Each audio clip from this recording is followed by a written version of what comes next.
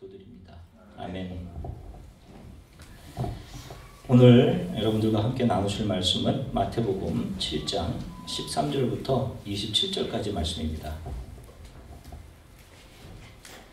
마태복음 7장 13절서부터 27절까지.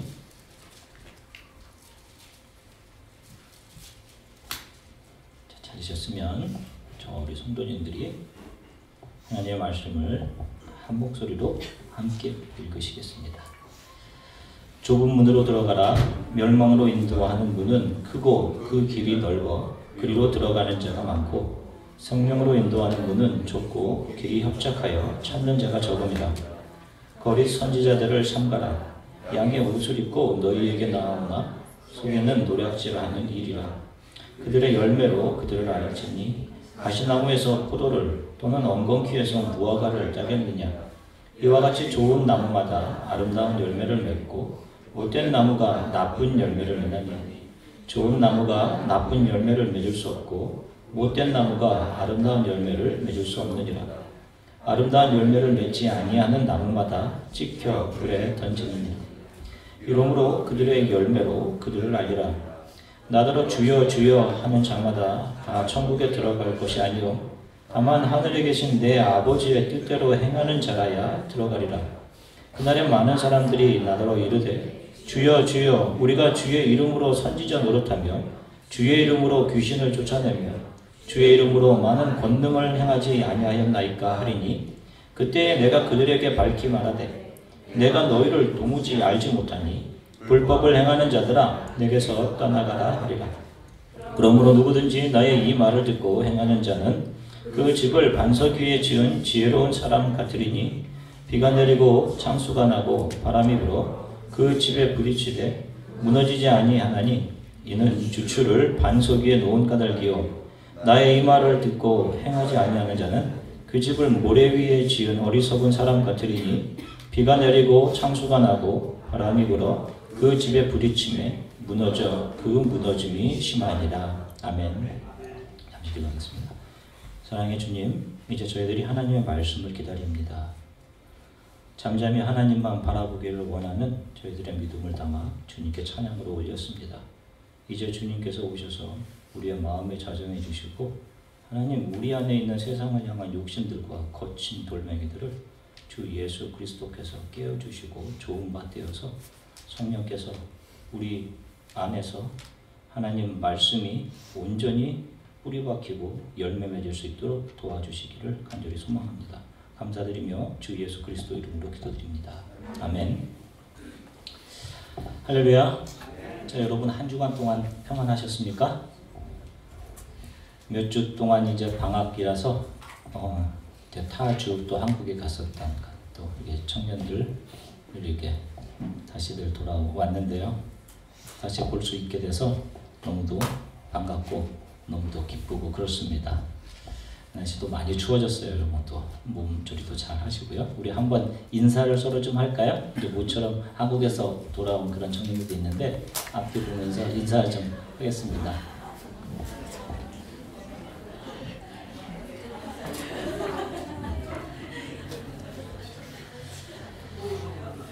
자, 오늘은 좁은 문과 좁은 길 그리고 좋은 열매의 비유까지를 살펴보도록 하겠습니다. 이제 산상수훈의 제일 마지막 부분이에요. 자, 예수님께서는 우리가 지난 시간 살펴본 황금률을 말씀하신 후에 너희가 대접받고자 하는 대로 남을 대접하라 라고 하는 황금률 말씀하신 후에 바로 뒤를 이어서 오늘 13절부터 좁은 문으로 들어가라 이 말씀을 이어가십니다. 멸망으로 인도하는 문으로 가는 길은 넓어서 많은 사람들이 그 길을 택하여 가지만 생명으로 인도하는 이 좁은 길은 그 길이 협착해서 일단 찾는 이가 적고 또 그래서 그리로 들어가는 사람이 많지 않다. 이렇게 이야기를 하십니다. 많은 분들이 이해하시기를 좁은 문은 고행의 길이고 수고로운 길이며 육체적인 고난을 수반하면서 가는 길이다 라고 생각하고, 넓은 길은 자신의 육신의 즐거움을 찾아서 가는 길이다 라고 생각하는데, 이것은 그 정도의 빈약한 그런 의미를 담아내고 있는 그런 비유가 아니고 지난 주에 살폈듯이 황금률의 정확한 의미를 해석한 후에 그 뒤를 이어서 살펴봐야 하는 그런 내용입니다. 지난 시간에 마태복음 7장 12절에서 살펴봤던 것처럼 누구든지 남에게 대접받고자 하는 대로 남을 대접하라 라고 하신 이 말씀은 누가 이루신 거라 그랬어요? 우리가 이루어야 되는 것이 아니라 누가 이루신 것이라고 얘기했습니까? 바로 예수 그리스도, 선지자와 모든 율법의 완성이신 예수께서 이루신 것입니다. 우리는 단지 그분이 이루신 그 의를 믿음으로 붙잡고 가는 거예요. 예수님께서 자신의 모든 것을 내어주셔서 우리들에게 영원한 구원이라는 대접을 해주셨습니다. 그리고 우리는 예수님께 그분의 사랑과 은혜를 믿고 받아들여서 오직 은혜로만 삶을 고백하면서 내 삶의 시 공간에서 만나는 다른 사람들에게 예수께 대하듯 해서 바로 또 다른 사람들이 예수의 은혜만을 붙들고 살아가는 자들로 태어나도록 하는 그런 삶을 사는 것이 예수님께 우리가 대접해드리는 것이다 라고 했습니다. 지금 좁은 문, 좁은 길의 비유는 바로 이 다음 이것을 황금률에 이어서 나오는 거예요. 좁은 길은 우리의 의지로 이 길을 선택하고 말고 할 수 있는 길이 아닙니다. 우리의 노력에 의해서 이 길로 들어갈 수 있는 것이 아니에요. 그렇게 우리의 의지나 노력으로 고행하고 선택해서 갈 수 있는 길이라면 예를 들어서 평생 고행과 수행, 수도에만 전념한 그런 자들은 전부 좁은 문을 통해서 천국에 들어갈 수 있는 것이 되지 않습니까? 여러분, 그런 것은 우리 기독교인들보다 오히려 힌두이즘이나 요가나 불교를 지향하는 사람들이 더 잘하는 거예요. 그렇지 않아요? 불살생, 불망어, 부도, 불싸움, 불탐. 여러분, 자기 노력만으로 구원에 이를 수 있다고 믿으면서 요가, 극기, 고행, 묵상을 통해서 영원한 불행에서 자기 자신을 스스로 구원할 수 있다고 믿으며 수행에 정진하는 이들이 좁은 길, 좁은 문을 향해서 가는 것 아닙니까? 창세 후 하나님을 배신해서 죄를 범해 타락한 인간은 그들의 평생의 일생을 자기 자신이 하나님 되어서 자신의 이름과 영광과 자신의 배의 즐거움을 채우기에 자신의 모든 삶을 허비하며 살아갑니다. 미안하지만 모든 사람들이 그렇게 살아가요. 자신의 영광이라면, 자신의 이름이 드러나는 일이라면 그 어떤 일도 감수해냅니다. 심지어는 내 목숨까지도. 이런 자신의 의지, 노력을 대단하게 여기면서요. 자기 스스로가 대견한 것이에요. 자기 스스로 자기를 사랑하는 나르시즘에 빠져서 살아갑니다. 이런 사람들은 신앙생활을 한다고 하면서도 자기 부인, 자기 자신을 십자가에 못 박는 것이 아니라 자기 자신의 영광을 채우기 위한 그런 신앙생활을 한단 말이에요. 여러분, 이런 자기애가 가정과 교회 안에서도 꿈틀거려서 가정과 교회의 일치, 예수 그리스도의 몸으로 세워주신 그 아름다운 공동체들을 깨버립니다. 그 알량한 조금 후면 그것이 다 불타 없어질 아무것도 아닌 것이라는 것이 분명히 드러날 것이 분명함에도 그것을 붙잡고 그 알량한 자기 자신의 정의감, 자존심 이런 것 때문에 몇 년 전 의대에 들어간 한 학생의 아버지에게 참 감사한 일이다, 감사한 일입니다 라고 말을 했더니 그 아버지가 이렇게 대답을 했어요. 아이가 열심히 해서 된 일이죠. 이렇게 말을 하더라고요. 여러분, 만일 정말로 거듭난 신앙인 집사님이었다면 하나님이 함께 하셔서 여기까지 올 수 있었던 겁니다 라고 분명하게 대답할 수 있었을 겁니다. 이런 면에서 자신이 이 땅에서의 축복과 영광과 자신의 이 땅에서의 목적을 이루기 위해 열심히 있는 어떤 종교 생활을 한 사람들, 심지어는 그들의 섬김이나 금욕, 다른 사람들을 조금 대접해주고 그런 일들을 했음에도 불구하고 여러분, 그 사람들은 모두 넓은 길을 통해 멸망의 문으로 자기도 모른 채 가고 있는 것입니다. 이렇게 자기 만족, 자기 영광, 자기 영역을 위해 모든 수고와 고생을 자기 의지로 극복하면서 열심으로 행보해가는 모든 삶을 성경은 다 넓은 길로 가고 있는 삶이라고 규정을 합니다. 그러면 좁은 길은 어떤 것이며 어떤 사람들이 가는 길일까요? 자신의 우월함, 자신의 영광, 자기 연민, 자기 능력, 자기 칭찬, 이 모든 것을 버리고 예수 그리스도 앞에 자기 자신을 낮추고 그리스도의 긍휼과 은혜만을 붙잡고 걸어가는 인생길이 좁은 길인 거예요. 이 길은 아무에게나 허용되어 있는 길이 아닙니다. 우리의 의지로 선택해서 갈 수 있는 길은 더더욱 아니에요. 요한복음 14장 6절에서 예수님께서 이렇게 말씀을 하십니다. 예수께서 이르시되 내가 곧 길이요 진리요 생명이니 나로 말미암지 않고는 아버지께로 올 자가 없느니라. 예수 그리스도께서는 자기 자신이 이 좁은 길, 생명으로 인도하는 길임을 분명하게 말씀해 주셨습니다. 그래서 좁은 길로 간다는 것은 오직 예수 그리스도를 의지해서 예수 그리스도만 붙잡고 살아가는 그런 길을 말하는 거예요. 예수님의 은혜를 모르고서 이 길을 가는 것처럼 보이는 그런 흉내를 낼 수는 있겠지만 여러분 예수 그리스도의 은혜를 모르고서는 절대로 이 길을 갈 수조차 없는 것입니다. 이 길을 누가 가게 하시는지 사도행전 2장 28절에 보면 이렇게 기록합니다. 주께서 생명의 길을 내게 보이셨으니 주 앞에서 내게 기쁨이 충만하게 하시리로다 하였으므로. 이 길은 주의 은혜로 이 생명의 길로 이끌음을 받은 하나님의 일방적인 편애를 받은 자들만이 들어갈 수 있는 길인 거예요. 그래서 제가 늘 설교로 강조하지 않습니까? 여러분 이 은혜를 받은 참된 거듭난 크리스찬들의 특징이 있다고 제가 늘 강조하죠. 매일 자기 자신이 예수 그리스도로부터 받은 이 은혜에 감사해서 매일 우는 자들입니다. 자신의 깊은 죄 때문에 아파하면서 우는 자들이에요. 애통하는 자들입니다.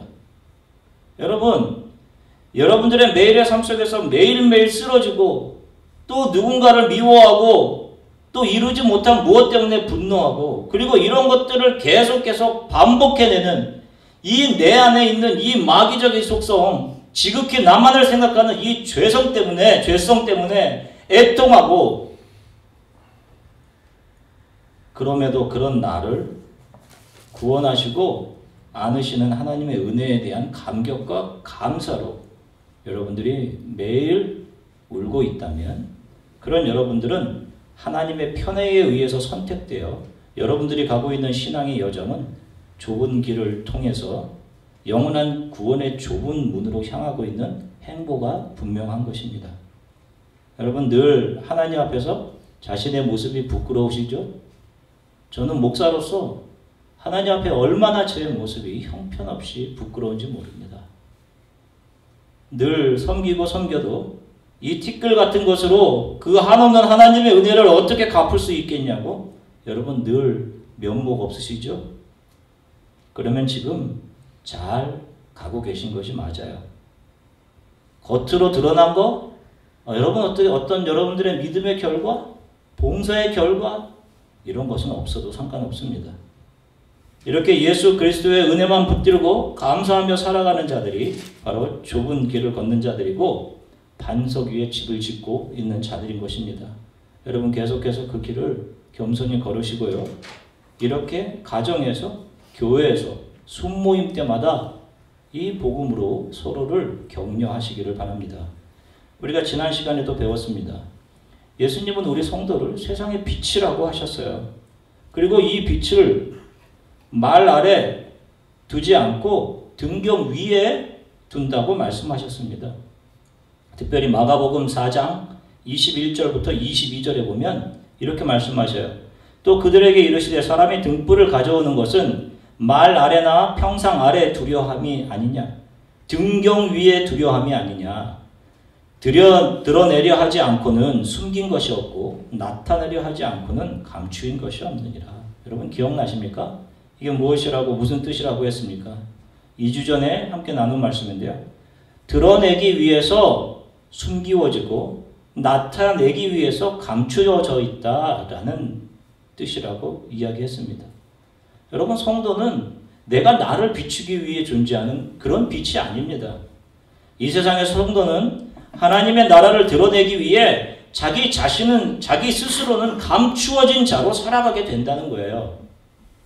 이렇게 이 땅을 따라 살아가는 크리스천들의 삶, 소금과 빛의 삶이라는 것은 내 영광, 내 이름이 영광이 드러나는 그런 삶이 아니라 철저하게 내가 부인되고 낮아지고 내가 죽는 삶, 나를 통해서 하나님의 나라의 존귀함과 가치, 하나님의 영화와 은혜가 드러나는 그런 삶을 살아가는 것을 말합니다. 자신의 이름이나 자신의 선함이나 정의로움이나 자신이 세운 업적을 세상에 드러내기 위해 존재하는 자들이 아니란 말이에요. 오히려 내가 죽고 부인됨을 통해 바로 거기에 하나님의 은혜와 하나님의 영광이 빛으로 품어져 나오게 되는 그런 삶을 이야기하는 것이 소금과 빛의 삶인 것입니다. 반면에 신앙생활을 참 오래 하신 분이신데도 이상할 정도로 말 한마디를 해도 하나님의 은혜를 깨고 자신이 마치 주인이고 자신이 정의의 주체인 것처럼 행동하고 교회 안에서 그렇게 자기 자신을 부각하고 부각시키려고 하는 그런 사람들이 있어요. 왜 이런 행동을 하는 것일까요? 여러분, 여전히 자기 자신이 다른 사람에게 좀 괜찮은 존재로 보여지고 다른 사람들에게 박수와 갈채를 받고 대단한 사람이라는 평가에 여전히 목마르기 때문에 그런 것입니다. 이것이 죄가 주는 갈증이죠. 여러분, 너무 오랫동안 젖어왔기 때문에 자기 자신조차도 어떻게 이런 신앙생활에서 빠져나와야 되는지 모르실 겁니다.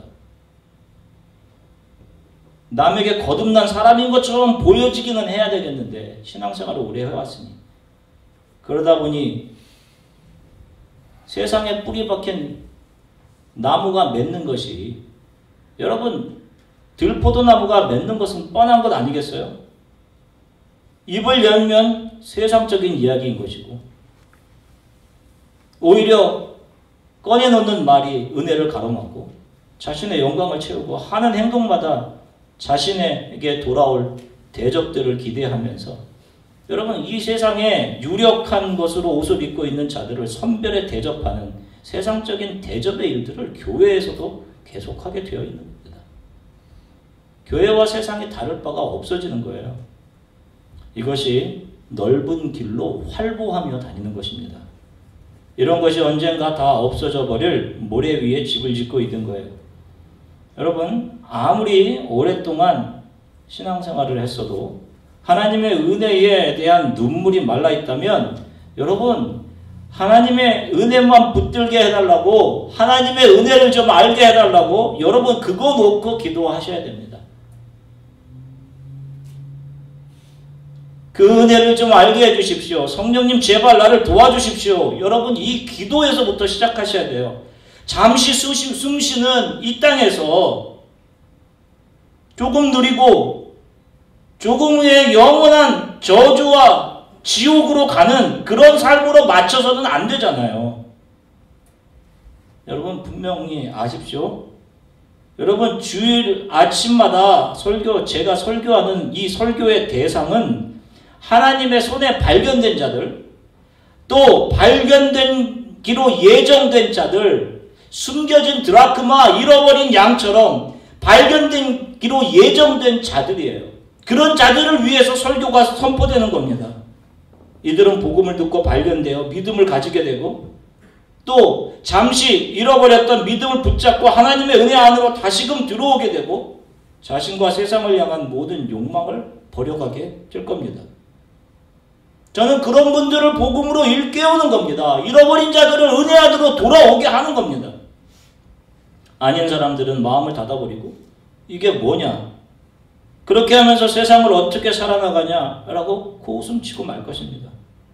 그러나 하나님의 은혜 아래 발견되기로 되어 있는 자들은 조금씩 마음이 뜨거워질 겁니다. 그리고 여러분 삶 속에서 계속 고민하게 될 것이에요. 그리고 언젠가 적당한 시기에 결국 주 앞으로 돌아오게 될 것입니다. 계속해서 좋은 열매에 대해서 살펴보겠습니다. 오늘 본문 15절을 보시면 이렇게 말씀해요. 거짓 선지자들을 삼가라. 양의 옷을 입고 너희에게 나아오나 속에는 노략질하는 일이라. 하나님의 말씀이라고 외치던 선지자들이 있었는데 그들 중 거짓 선지자들이 많았어요. 여러분 기억하십시오. 그 선지자들이 이 땅에 있는 동안 그들은 자기 자신이 예수님의 양을 노략질하는 노략자로 자기 자신을 인식하지 않았어요. 그들은 스스로를 자신이 잘 목회하는 사람으로 인식하고 교회 좋은 리더들이라고 인식하고 있던 그런 자들이었습니다. 그래서 그들은 이 땅에서 수많은 주여 주여를 외쳤던 자들이고 성도들에게 주여 주여를 외치게 했던 그런 사람들이에요. 그들이 입은 옷이 이리의 옷이 아니라 양의 옷이었음을 주목할 필요가 있습니다. 여러분 우리들이 아는 것처럼 신천지의 교주나 무슨 영생교회 교주 같은 이들이 양을 옷을 입은 일일까요? 아닙니다. 이들은 이미 정확하게 그 정체가 드러난 이리들이에요. 이리의 옷을 입고 있는 자들입니다. 그러면 양의 옷을 입은 자들은 어떤 자들일까요? 겉으로 볼 때는 고결해 보이고 좋은 목자처럼 보였습니다. 그런데 그 거짓 선지자들은 목적을 가지고 있었어요. 그 목적이 무엇이냐? 노략질입니다. 노략질. 어떤 노략질이냐? 성도들을 노략질하는 겁니다. 그들은 참 친절해 보이기도 했고 때로는 권위를 가진 것 같아 보였고 때로는 참 정의로워 보이기도 했는데 실상은 예수님께서 맡겨주신 양들, 내 양을 치라고 해서 맡겨주신 예수 그리스도의 양들을 자기의 양으로 노략질하고 있었던 자들입니다. 사람들을 하나님 편이 아니라 자기 편으로 만들어서 자기 왕국을 구축한 자들입니다. 여러분 맡겨주신 양이 자기 양이 아니지 않습니까? 예수님께서 맡겨주신 양들을 그들의 영혼을 구원의 길로 잘 안내해 주어야 하는 자들이 선지자들, 목회자들 아닙니까? 이 노략질이라는 것은 단순히 소유를 빼앗는 정도가 아니라 양들의 생명을 조금씩 죽여서 취하는 자들입니다. 지금 당장 내 필요를 채워주면 양들은 좋아합니다. 그러면서 그 양들 위에 군림하기 시작합니다. 하나님이 맡겨주신 양들을 자기 양처럼 여기는 자들, 하나님께 순종하는 삶을 살아가야 하는 성도들을 자기 말에 순종하도록 하는 자들, 하나님께 돌아가야 할 모든 영광을 목사님 대단하십니다 라고 자신이 그 모든 영광을 가로채는 자들, 지금 양들의 영혼의 상태가 어떤 상태인지 방치하고 있는 자들, 이런 자들이 바로 거짓 선지자들인 것입니다. 선지자는 겸손히 하나님이 주신 말씀만을 선포하는 자들이에요. 대접받고 그 말씀의 권위를 이용해서 자신의 칭찬과 영광을 챙기는 자들이 아닌 것입니다. 거짓 선지자인지 혹은 예수 그리스도께 속해 바른 신앙의 길을 가고 있는 자들인지를 어떻게 구분할 수 있습니까? 그 이야기를 오늘 해주시는데 오늘 본문 16절서부터 18절을 보시겠습니다. 그들의 열매로 그들을 알지니 가시나무에서 포도를 또는 엉겅퀴에서 무화과를 따겠느냐. 이와 같이 좋은 나무마다 아름다운 열매를 맺고 못된 나무가 나쁜 열매를 맺나니 좋은 나무가 나쁜 열매를 맺을 수 없고 못된 나무가 아름다운 열매를 맺을 수 없느니라. 열매로 그들을 알 수 있다라고 말씀하십니다. 그러면 여기서 열매는 도대체 무엇을 말씀하는 걸까요? 착한 일의 열매, 금욕의 열매, 청빈의 열매, 정의로움의 열매, 이런 것을 말하는 것입니까? 아닙니다. 여기서 말하는 열매라는 것은 오직 예수 그리스도의 은혜로만 살아갑니다 라고 하는 믿음을 이야기하는 거예요. 하나님께서 요구하시는 열매는 우리 죄로 오염된 인간의 의지나 노력으로 내놓을 수 없는 열매입니다.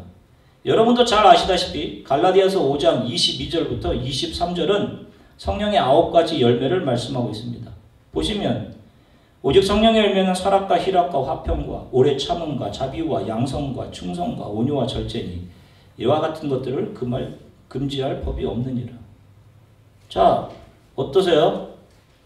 이 9가지를 성령의 열매라고 성경은 이야기하는데 여러분들의 삶 속에서 이 성령의 열매들을 잘 맺어가고 계십니까?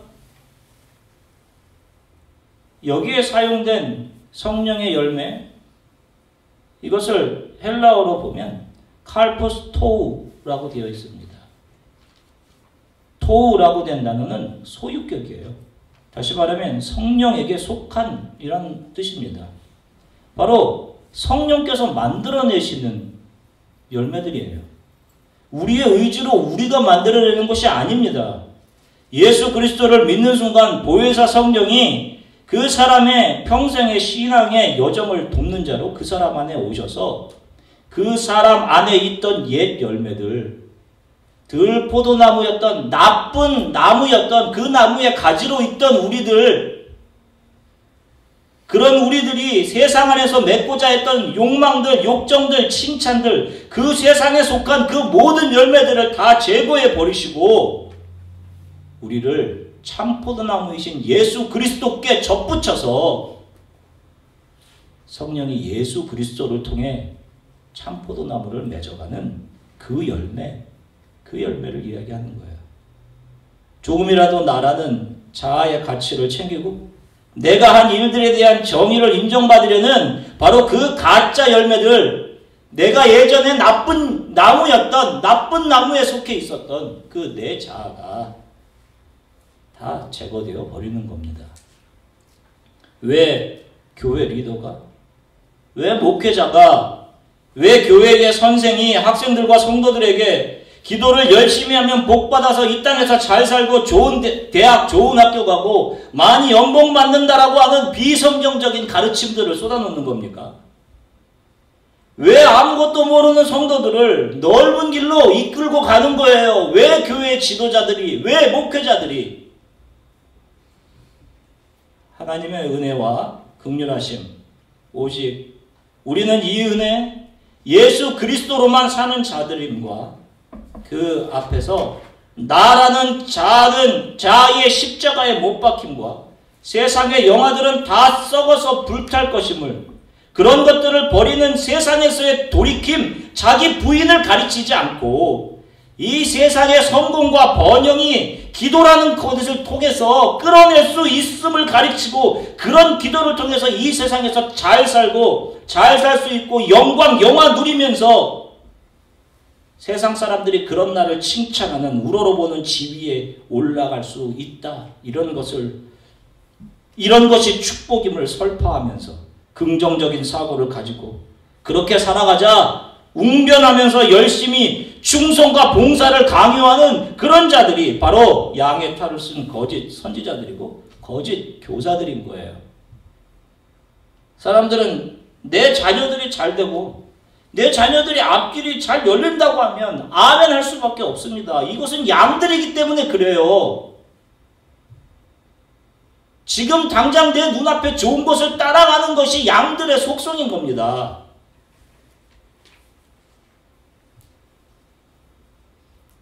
그런데 여러분, 바로 이런 것이 주가 맡겨주신 양들, 성도들을 보이지 않는 영원한 구원에 대해서는 점점 눈먼 장님으로 변해버리게 만드는 겁니다. 예수님이 내가 이 땅에 온 목적이 무엇이다라고 하셨어요? 요한복음 9장 39절에서 예수께서 이르시되 내가 심판하러 이 세상에 왔으니 보지 못하는 자들은 보게 하고 보는 자들은 맹인이 되게 하려 함이라 하시니, 이게 도대체 무슨 말입니까? 예수님께서 이 땅에 오신 이유는 죄로 인해서 눈이 밝아져서 선악을 자기 기준의 잣대에 재어서 재단하고 판단하고 이 땅의 자원과 가치로 자신의 모든 것을 채우고 자신이 원하는 바 행복을 쟁취하여서 누릴 수 있다고 생각하며 그것이 자신도 모르는 사이에 자신을 저주와 영원한 죽음으로 끌고 가고 있는 것인지조차 모르고 있던 그런 자들의 눈, 그 들보가 자리 잡은 그 눈을 세상에 대해서는 장님되게 하시고, 고치시는 거 아니에요? 장님되게 하시고 영원한 구원에 대해서 밝게 보게 하기 위함이다 라고 선포하셨습니다. 그런데 보세요. 이 가르침과 너무 반대잖아요. 왜 우리들의 마음과 눈을 이 세상의 것에 대해서 더 가치를 두고 이 세상의 영광을 더 뚜렷이 바라보게 하는 겁니까? 이런 거는 복음이 아니잖아요.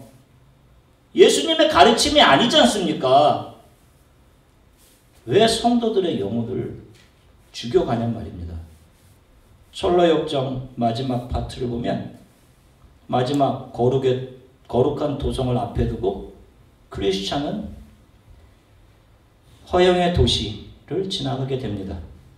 그 허영의 도시에서 열린 시장, 거기서 여러 가지 물건들을 팔고 있었어요.